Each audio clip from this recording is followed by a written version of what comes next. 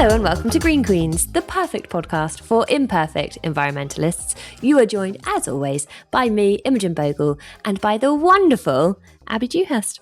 Hello. And we got the memo today on matching pink tops, didn't we? That was accident, but I'm glad it happened. On Tuesdays, we wear pink. We wear apparently. pink, and we are recording this on a Tuesday, not just any Tuesday, but the Tuesday that is World Conservation Day. It is Tuesday the 28th of July, a day all around the world made for just celebrating, raising awareness about protecting nature, the world's natural resources, promoting sustainable practice, all the good stuff that I feel like the Green Queens podcast hugely stands for. And so we thought it was a good idea today to get a very special guest on. And I think the person whose job I might envy the most in this entire world, a wonderful woman called Pam. She runs or co-owns an amazing company in Uganda called Wild Places. She is an official Ugandan now. Her and her husband have citizenship. They've been running this amazing tourism company over in Uganda for 30 years. But what is so impressive is that tourism kind of plays a secondary role, I think, to the actual core of the business. And through chatting to Pam, through, oh my goodness, Jake and I actually experiencing Uganda for 2 whole weeks back in I was going to say Easter. It wasn't Easter. It was like end of April, I think. We saw firsthand how, and it feels like a buzzword to say, but how tourism and conservation can work really well as a partnership. But trust me when I say it's really not a buzzword. I think a lot of tourism conservation conversations are sort of thrown around and bandied around. This one's very different. And I think it's very different because it comes from a place of Uganda being really early on in their tourism journey, should we say. It's relatively new to tourists. It's got an amazing opportunity, I think, to act as a real blueprint in the tourism world for how things can work going forward. And it was a really wonderful conversation. And I'm just looking forward to you hearing it. Well, I have to admit that I have edited this conversation, and so therefore I've listened to this interview already, and everyone listening, you're in for such a treat. I did not join the interview, and that is because I didn't go to Uganda earlier in the year. I was very envious not to be there. So really, this is just extraordinary because Pam, we need more Pams. We need more Pamelas in this world. So campaign to bring back Pamela as a popular baby name. Yeah. And also just, it was so great to experience your trip vicariously through obviously your Instagram and your amazing content you put out at the time, but also this conversation. So shall we hand it over to you and Pam? Let's do just that, because I feel like these conversations are really difficult to portray on social media. So it's what podcasting is all about. And I really hope that you enjoy the chat. Oh, here for the long form, baby. Yeah.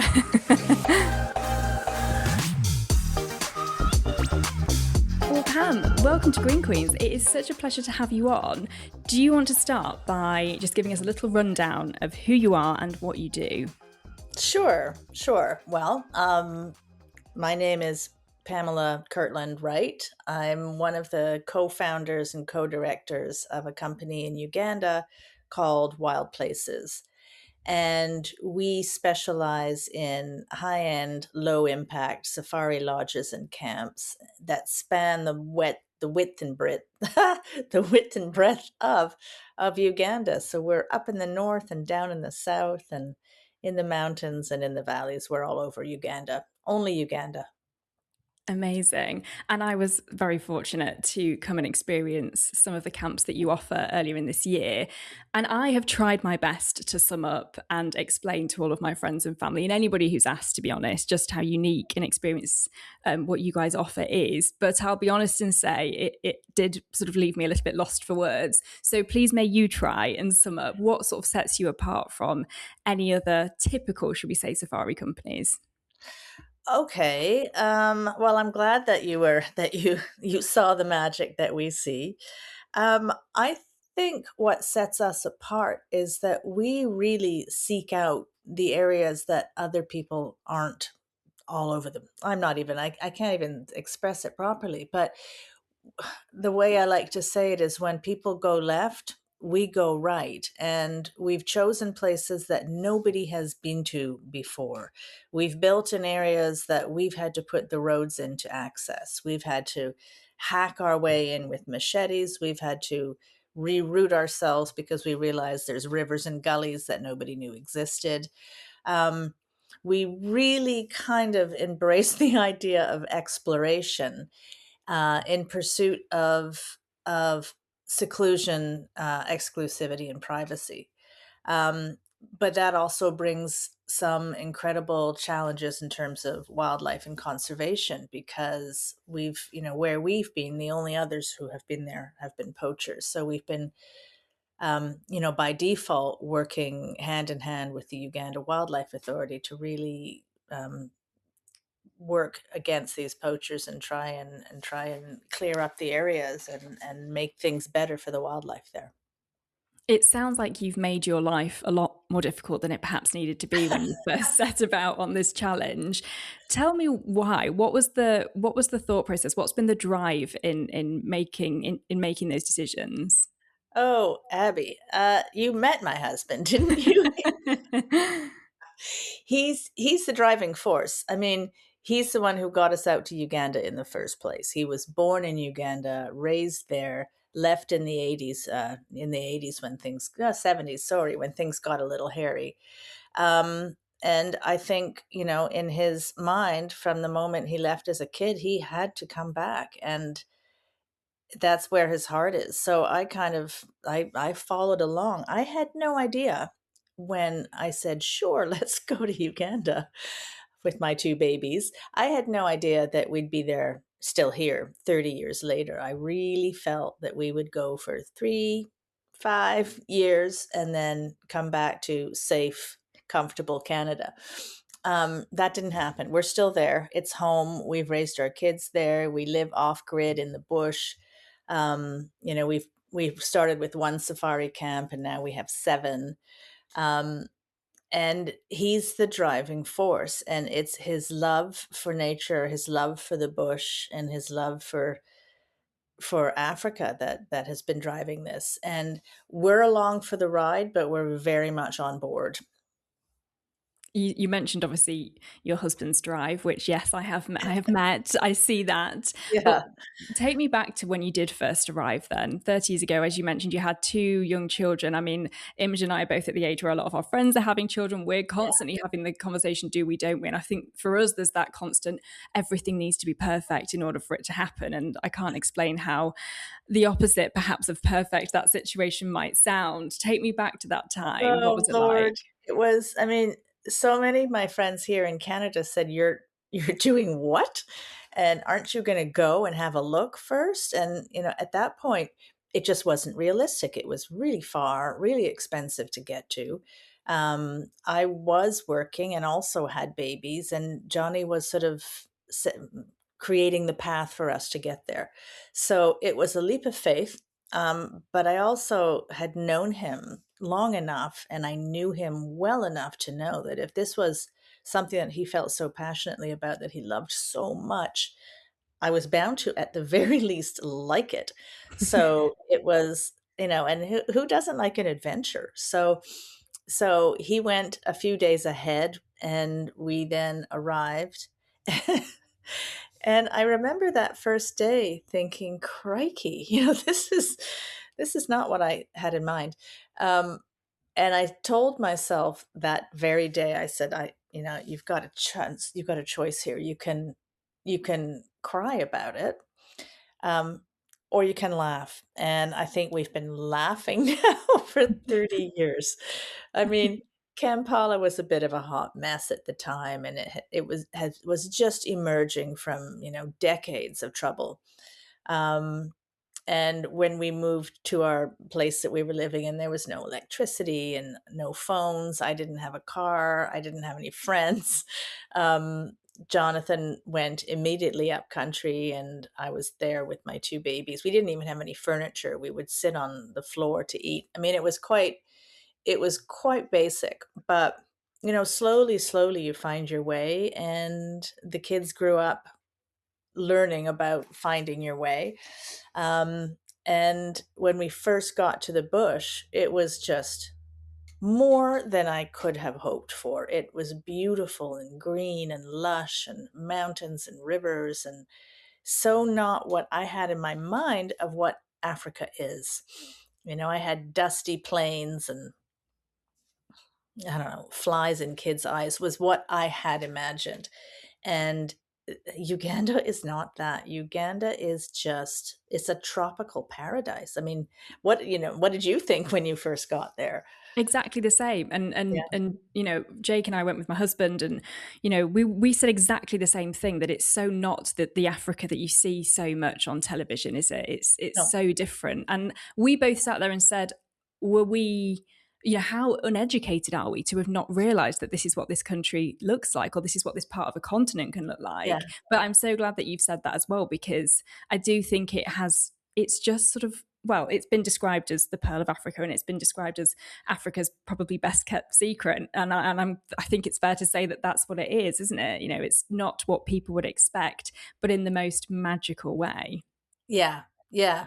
It's true. And it just, I mean, it kind of, it's like, the dance of the veils, and Uganda kind of reveals herself bits at a time. And um, there's no there's no real anticipating what's coming next, because it's a small country as well. You can be going from primordial rainforest to open savanna within a matter of 2 to 3 hours. um, Mm. and there's the Ruwenzori Mountains with glaciers on the top, and the Nile. Like, I remember when we first crossed the Nile, Johnny pointed out, "Oh, yeah, there's the Nile." And I just thought, "What? Wait a minute, the Nile? Why are you so blasé?" I mean, everything was just kind of wow. And in many ways, it still does that to me. And, life gets in the way sometimes, and you get into the mundane routine of work. But all it takes is to get in the car and go up country, and the wow, it's always wow. Years later, it's still wow. You're so right. We did Yeah. exactly the same thing. The amount of times that we both sat there and said, "That's the River Nile." It's just like almost this mythical creature that we never thought we'd actually see with our own eyes, and then lo and behold, there it is, as wild and wonderful as, or more so than we could have ever imagined. It Exactly. is just totally breathtaking. But I'm conscious to know then, so you've spent the last 30 years laughing your way towards 7 safari lodges. Was the intention always that? Did you have these big grand plans for it to be, something relatively big still in 30 years time? Did you ever dream of 7 lodges? How much was conservation a part of the early conversation?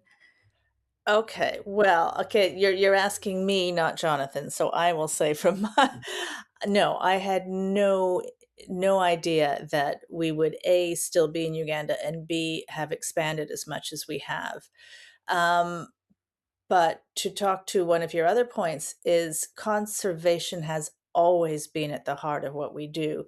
So when Jonathan first came to Uganda, he was kind of given carte blanche in a way of choosing a place to build, because he had had a meeting with the president when before we even moved out there. Uh, Lucky enough to have an appointment with him when he was stopping off in DC, and the president had said to him, "You are a son of Uganda. You were born there. You must come home and help rebuild." So he answered the call and did come home, and was given the opportunity to take concessions in some of the more popular, more secure, more healthy national parks. Um, because all the parks had suffered a lot from years of neglect and poaching. And, even, back in the wartime, they were using, I think, well, politically, Ugandans, Tanzanians, they were using the wildlife to feed the armies. So there was very little left. And he chose Semliki, which is a tiny little game reserve down in the valley between the Ruwenzori Mountains and the western. It's right in the Western Rift Valley.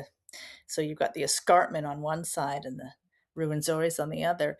Um, there was hardly anything there at all. And in hindsight, it was a very bad financial decision. But it wasn't driven by finance. It was driven by passion and the opportunity to bring a park back from the brink. Um, and we did. And we started off very simply by getting donations here in Uganda of surplus equipment from the Ontario parks and the Canadian parks authorities, we had uniforms, we had, silly Sam Brown belts like you would, like the Mounties wear. We got hats, we got boots donated from companies, and we got tents donated from Woods Canada. We got everything. We had walkie-talkies, backpacks, sleeping bags to start these rangers, to start, galvanizing the ranger force into doing their patrols. And we had everything all packed up. Our house was stacked high with boxes of things. British Airways was running to Uganda at the time, and they offered to carry the stuff at a very reduced rate, which was great. And as the things were being collected, we realized we didn't have socks. We had brand new boots, but no socks. And a panicked phone call, I was getting pretty good at asking for things. I'm not good at asking for money, but stuff, I can ask for Yeah. stuff. And I called this sock company in Canada, in Toronto, called McGregor, and just said, blah, blah, blah, and gave him the whole spiel. And then he said, let me guess, you forgot socks. And so we got the socks delivered straight to BA, and the stuff flew out the next day. And one of the provisos from Ontario parks was you must remove all labels that brand Ontario. So I sat there hugely pregnant, picking the labels off hats and jackets and shirts. But clearly I missed a few, because a few years later, as I entered Bwindi, there was one of the rangers was standing there with his Ontario Parks shirt. But so it went beyond Semliki. We were actually supporting the other parks as well, because we got such large donations of uniforms.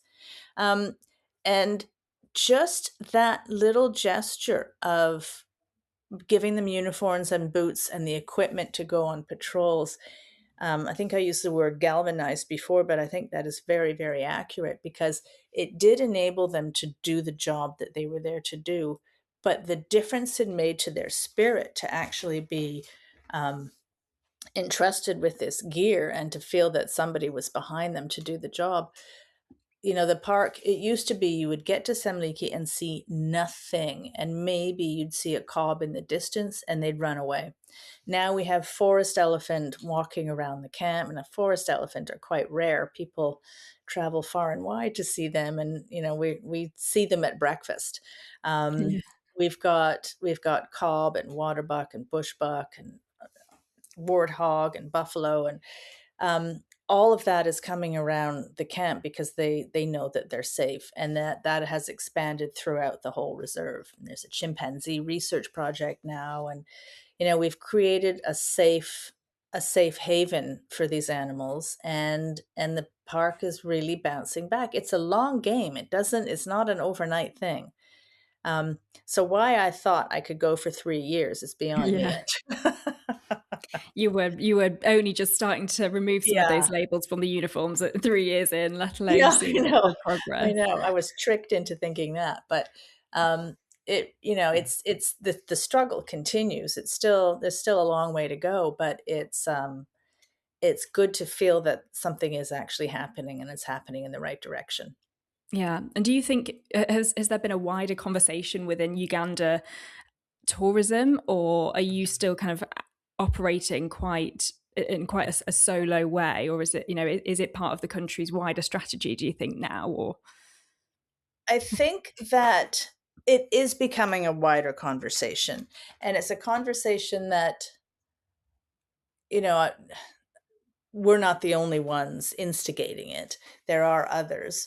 One of the things that we have been very active on is promoting the whole low impact area concept. And that is still taking some time to be understood among the broader tourism industry in Uganda. and And talk us through what that means then for listeners that might not have yeah, read about that. sure. So low impact really means just less people. And by having less people, it means you still have a presence, and we're still very much there, but it's less. I mean, you see these scenes in places like Serengeti or in the Masai Mara, where there are just endless streams of cars, queues of cars waiting to see one pride of lions, and the pressure on the wildlife is phenomenal. Um, and they don't flourish in that kind of environment. You know, we've witnessed cars trying to herd buffalo into a pride of giraffes so that they can witness a kill. It's just, you know, maybe in a way, watching too many wildlife documentaries makes us all expect up close and personal experiences that don't really always happen in real life. So the low impact zones in Uganda are very, very new. There's one in Murchison Falls and there's one in Queen Elizabeth. And what it comes with a high entry ticket price. So normally, if you're paying around $40 to $50 to get into a national park for a day's entry, in these two low impact zones, you're paying in the region of $140 to get in. And to some, that is outrageous. And to others, they realize that that's that sort of luxury sweet spot. And luxury doesn't necessarily mean golden taps on your bathtub anymore. It means privacy and exclusivity. And with that, it means a much higher revenue to the Wildlife Authority, but much less pressure on the wildlife and on the habitat. So we've kind of spearheaded that in Uganda. We're the first to be in these low impact zones. We're the ones, again, I think I mentioned earlier, that we put the roads in. We're the ones who found the hyena dens, and we know where the prides of lions generally are. We know the territories. So it means that the clients who come can have a really great wildlife experience and will have it on their own. And they will pay quite a lot of money for it, but that money goes straight to the Wildlife Authority and also to other conservation activities. So we have set up a conservation foundation that we're working very hard on. So that's sort of where Jonathan's focus is now, and he works really hard in conjunction with the Wildlife Authority. And we've bought vehicles. It's sort of an extension of what we did in the early days, but with real stuff. So we've got vehicles, we've got radios, we provide fuel, we have boats where we are water-based, and we're on anti-poaching patrols regularly, daily. And all of that is financed by our foundation.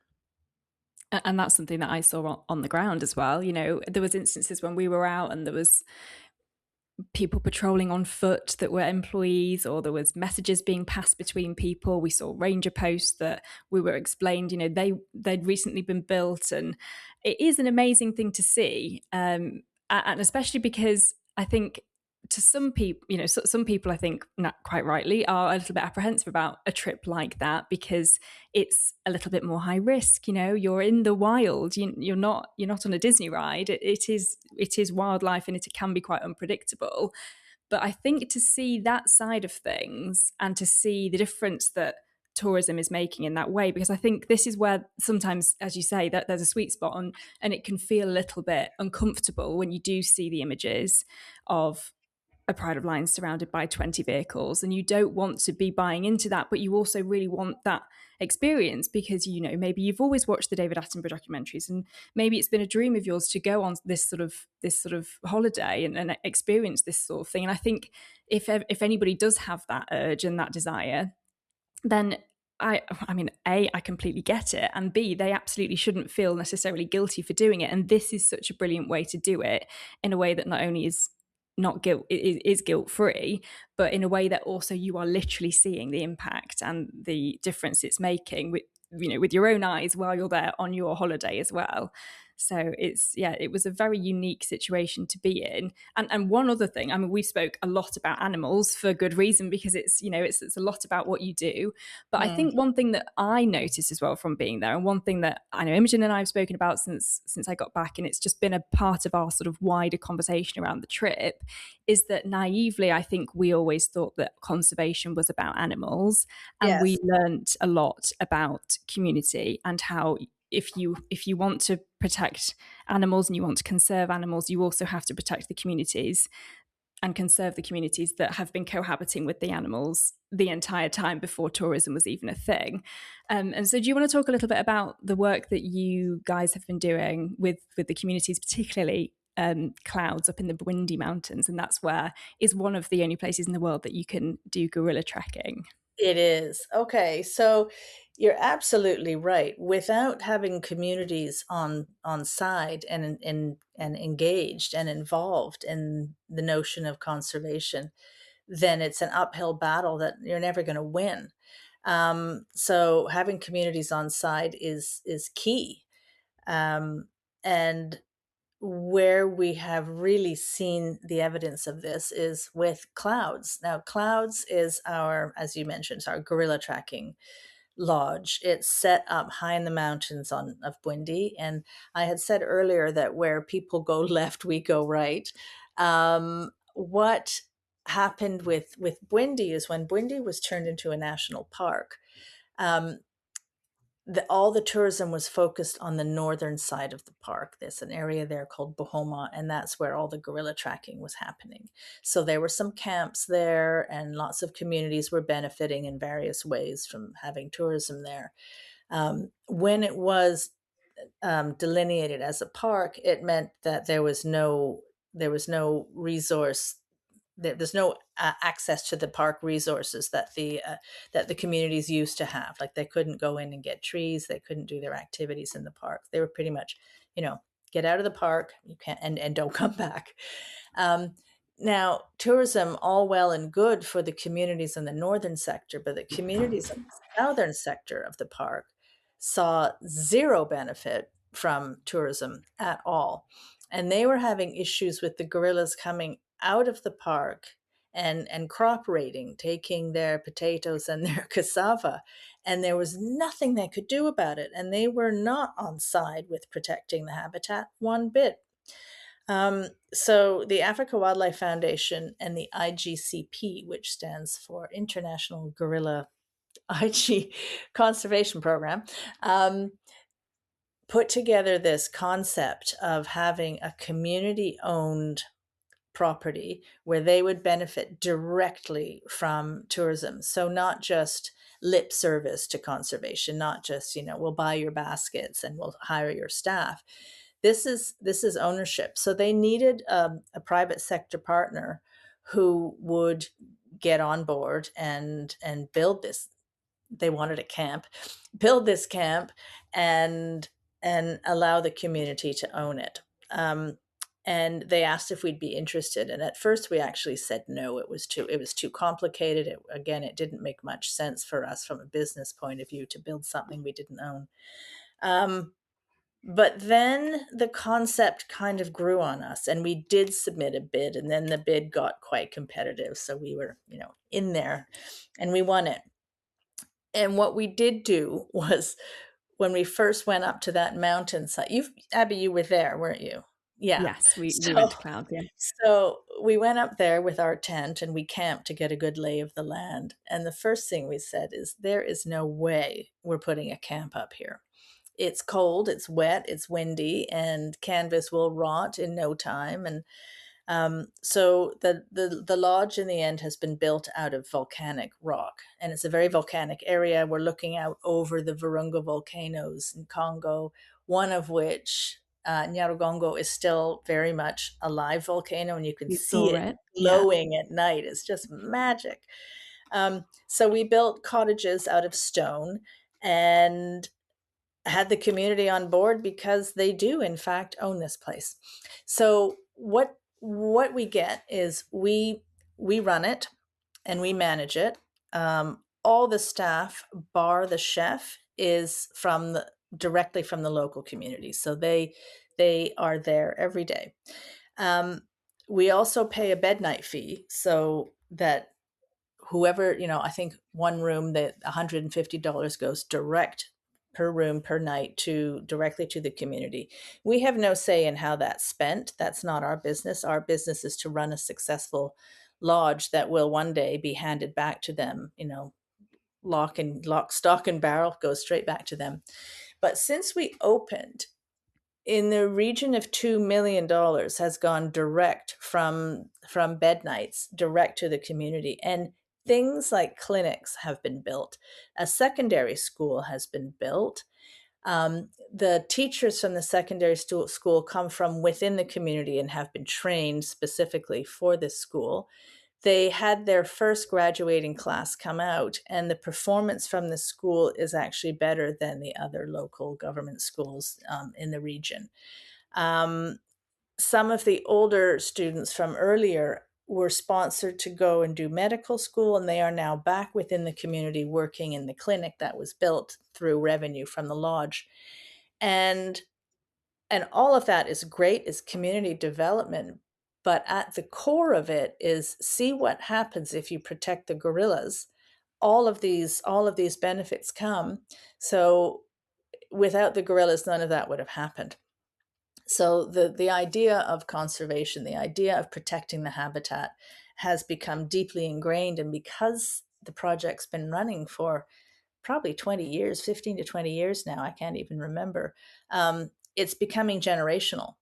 And that whole idea of community hand in hand with conservation, this is one of our proudest things. I think I can't believe we thought it might not work, but it really has. And it's a model that is so successful.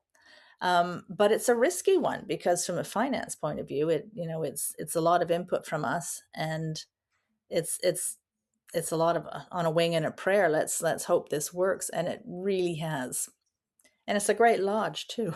It's a beautiful lodge. And I think what's very special and probably sums up why I fell hook, line and sinker, and why I think anybody else that experiences everything that you do will fall hook, line and sinker, is the fact that we are almost a full half an hour into this podcast episode and you have spoke very little about the fact that it's actually a tourism company that you run and that you're trying to get people in rooms and you're trying to get people to experience Uganda. You spoke so passionately about the conservation work, and I had the joy of meeting, yourself, your daughter, your husband, your son, while Jake and I were on the trip, and it was exactly the same. All we did was speak about the community, the country, the animals, the protection, the work that you're doing.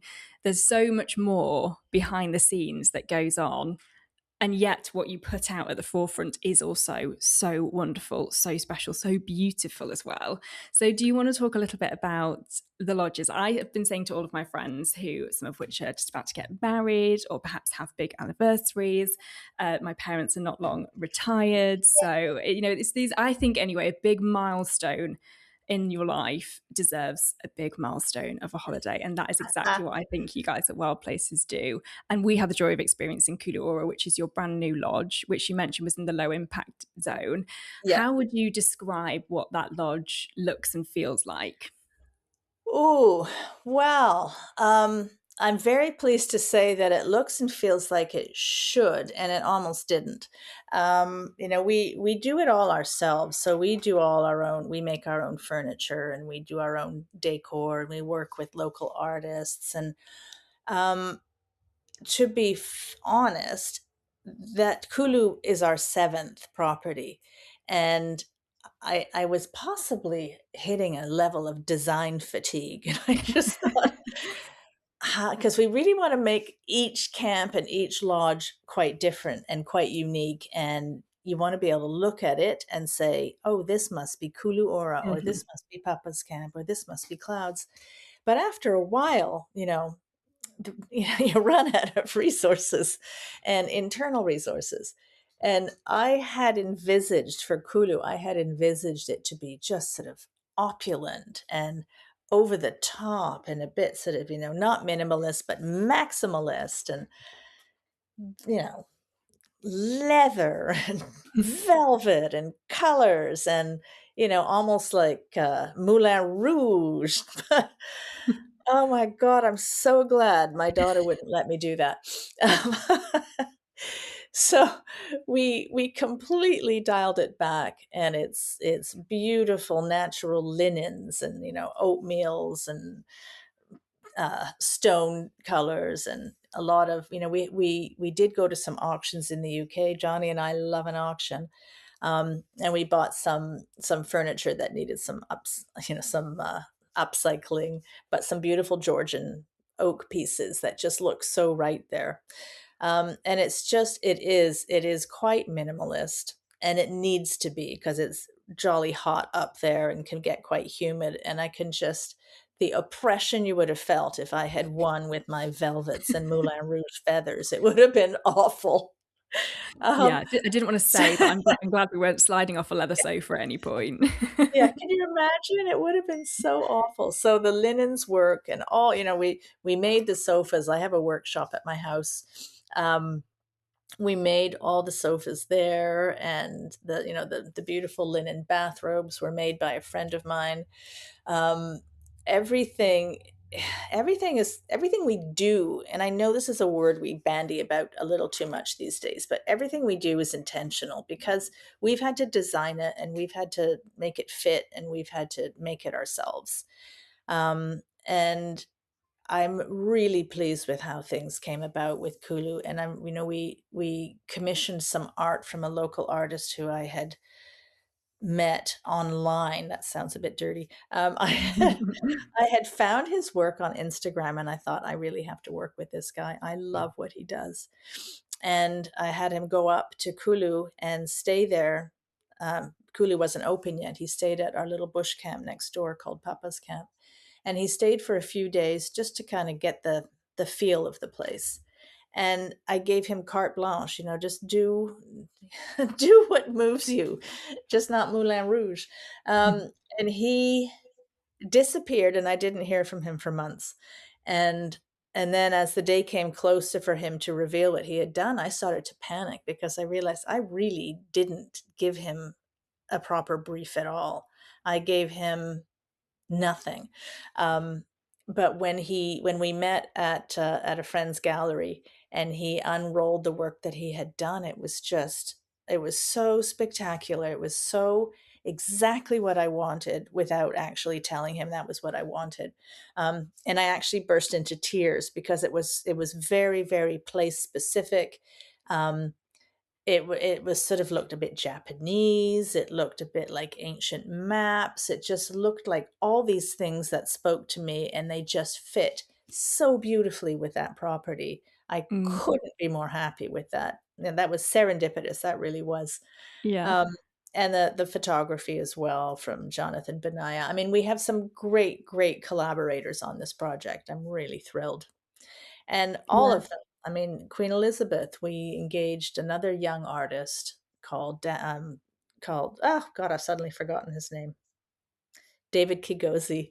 And I've worked with David for years, and the elephants, he did some beautiful acrylic studies of elephants that he thought we would buy two or three, and I think we bought 18 pieces from him. It's just all of his work in that lodge. But I think that Um, that kind of explains it so well. Even just how passionate you are about the art that you have on the walls in these mm, camps. And you mentioned the word, intent or intentional, perhaps being something that you overuse. And we feel that way about the word sustainable, and everything, being something that is sustainable, and decisions that we make being sustainable. But I think that those two words and those two concepts go together really nicely, because if you put a lot of intent and a lot of intention behind something, a decision you make, it is going to, just through virtue, become something that is more sustainable, I think, because you haven't rushed into anything. The decisions that you've made have been something that you've considered over such a long time, and everything that every choice that you make, every member of staff that you hire, every camp that you build in every location, every piece of material that you use, you're not doing it because it's necessarily the cheapest, and you're not doing it because it's perhaps the easiest and the quickest. I think often in a lot of instances you're doing it and it makes it the most expensive, and it makes it the most difficult, and it makes it the most problematic, but it's because you've got so much intention for exactly what you want it to be in the bigger picture. And that's something that I think nowadays is actually very rare. I feel like we're living in a world that's going the other way, so it's wonderful to have experienced something and to meet, also a family run business, which is still very much going strong in a family way, that is so focused on the end goal, and it has the same values, the same principles, and the same dreams, if you like, that you had when you very first set out. I think it's perhaps just taking a little bit longer, but that's nice. 30 years, 3 years. Yeah, What's the potato. difference? Yeah. So I wonder if you could just run me through, for anybody that is thinking, and I know personally a lot of people who are thinking, this sounds very up my street, or maybe they've been planning some sort of amazing adventure safari trip, a bucket list, once in a lifetime type opportunity, but they feel a bit overwhelmed with options that are out there. Talk me through what they would experience from the point that they perhaps reach out to you guys, because it's not, you don't go onto your website and look at a package. It's very much inquire, get in touch. It's a very personal experience that you offer. Yeah. So talk me through what that looks like, and what sort of intention was behind that. Well, I mean, every single park in Uganda has its different geographic layout. It has its different animals. It's completely one park to the next. You're not going to find the same things. So a tour of Uganda will give you the best of a safari without the crowds. Traditionally and still, you get a lot of people who will come to Kenya or Tanzania, maybe Botswana, or some of the bigger well-known safari destinations, and then pop across to Uganda to go and see the gorillas. And then what tends to happen is they get to Uganda and then they go, "What? This is beautiful. Why didn't we know how fabulous this country? Why didn't anyone tell us that you have elephants and lions?" And so I really think that narrative has to change. And I think that Uganda is very good as a standalone safari destination. And you just have to take the time. And 10 days probably would be a good amount of time, 10 days, even 2 weeks, to get the very, very best, to get the Nile, to get the mountains, to get the elephants, savanna elephants and forest elephants. Everything is here. And the birding, I could talk about the birding forever. It's just, you cannot help but become an enthusiastic birder when you're in Uganda. And I think, the price point in Uganda, it's still a new destination. It's still finding its feet. So it's not cheap. But then again, if like with our properties, we're not cheap. But so much of what we do goes right back into the conservation and the protection of the habitat and the animals, and the strengthening of relations between the communities and the conservation concept. So it's, like I said much earlier on, it's all of this is very much a long game.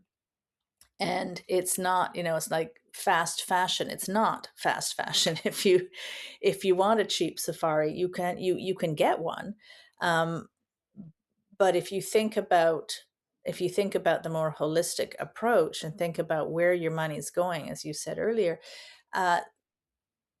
there is so much that can be achieved by going on safari. You're supporting people, you're supporting animals, you're supporting rehabilitation of animals' habitat. It's it's a whole circle.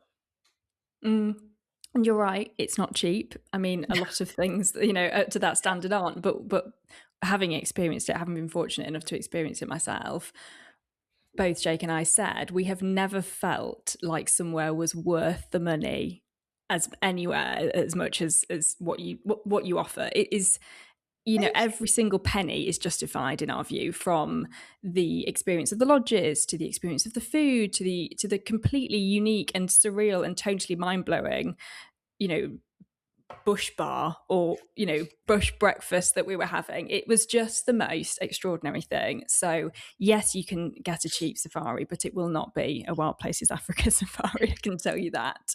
No. I'm also very conscious of the fact that I've taken up 40 minutes of your time on what looks to be a lovely sunny day in Canada. So we're going to draw this to a close, even though I feel like I could talk to you all day about this. I think one thing that I'm keen to know, this is something that we've actually had. We have quite a lot of people interested in, that are listeners of the pod, that message us on Instagram and whatnot, that I think are kind of interested in various different careers. And I think your career is one of the ones that fascinates me the most. Did you ever imagine you would work in conservation/tourism/conservation tourism? And what would you maybe say to your younger self, or perhaps just somebody else who is looking to embark upon this sort of industry? Wow. My younger self had no concept that this was going to happen.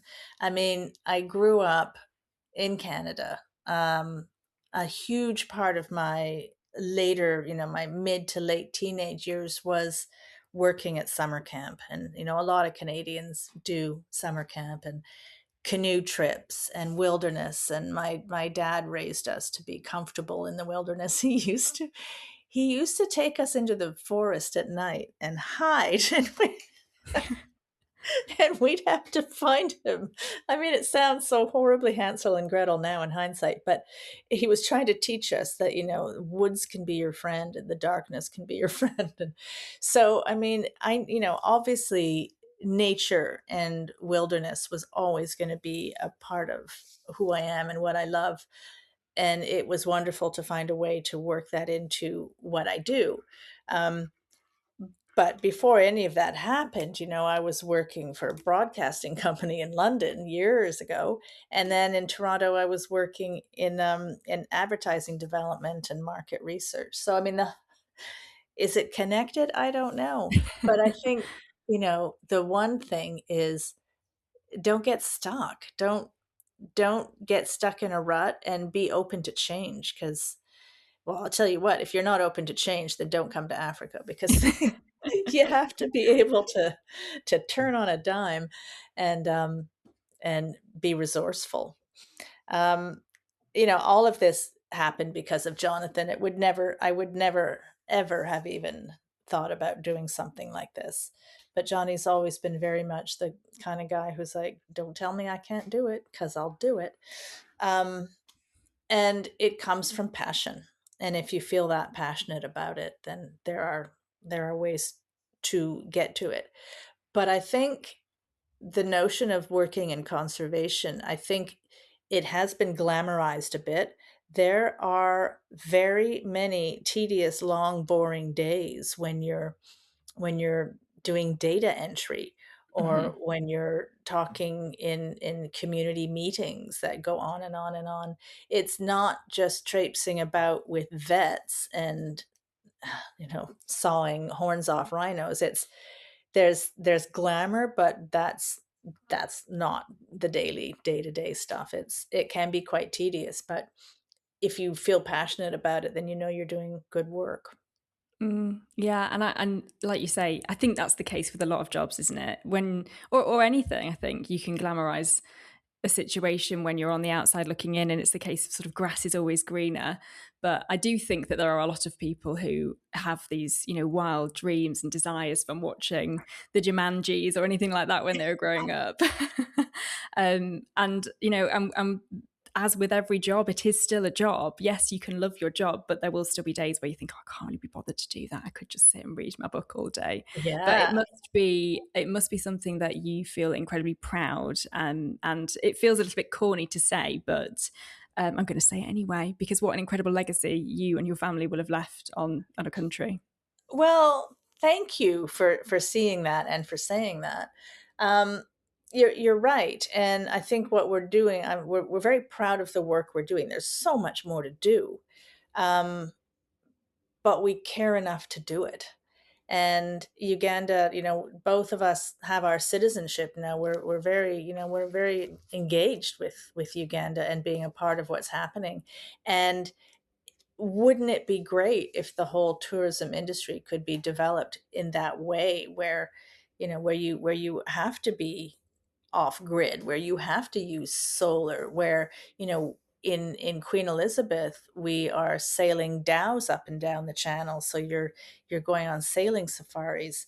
So you're not using fuel. I mean, there are all these things that can be done that are, it's an adventure.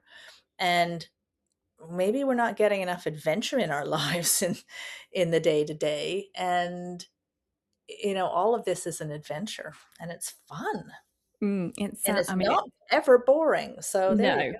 I can imagine that. And that's exactly one thing that we said, that we felt when we left as well. It feels as though Uganda, although you probably won't see it in the same way, I was going to say, is that it's sort of at the start of its tourism journey. You're still 30 years in, so probably not seeing it that way, but it's certainly not as developed as the rest of or other parts of the world that we've been to. And therefore it has this amazing opportunity, I think, particularly working with yourselves, to figure out this sort of blueprint going forward and not get tempted in by too much infrastructure or it just has amazing technology at its fingertips to potentially be able to really make a good go at doing it in a way in which isn't too much and too intense, all while savoring the adventure, for sure. And protecting the animals and protecting the habitat. So all of that is what a great byproduct of an adventure. Yeah, absolutely. It is a wonderful thing, and it has been so wonderful to talk to you on the podcast. I'm going to end now with the same question that we ask all of our guests, and for some reason it sort of throws people off wildly, so please don't overthink it too much. Okay. We like to know, what is the last thing that you did with the planet in mind? It can be big, it can be small, it can be mundane, it can be very exciting.